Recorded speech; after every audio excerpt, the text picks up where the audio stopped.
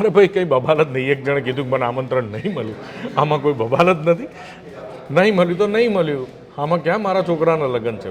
સમાજનું કામ છે. તમને સોશિયલ મીડિયાથી ખબર પડી ત્યાં આવ્યા તો મિટિંગમાં લાભ લો, સમાજ માટે લડો, માર ખાઓ, સંઘર્ષ કરો. એ તૈયારી હોય તો આવો.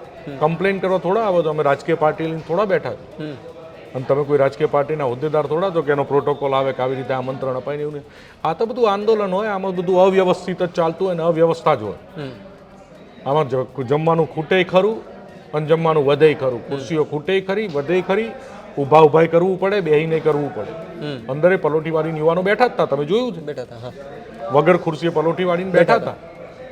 અમારી મિટિંગની ગણતરી હતી કે 50 કે 70 મુખ્ય આગેવાનો, પણ આખા ગુજરાતમાંથી તમામ ઉત્સાહી આગેવાનો, ઉત્સાહી આંદોલનકારીઓ આવ્યા છે. અને ખૂબ આનંદનો વિષય છે કે અમારા બધાનું માન પ્રેમ જાળવી અને પ્રજાના પ્રશ્નો માટે, સમાજના પ્રશ્નો માટે સમાજના તમામ આંદોલનકારીઓ 100% અહીંયા હાજર રહ્યા છે.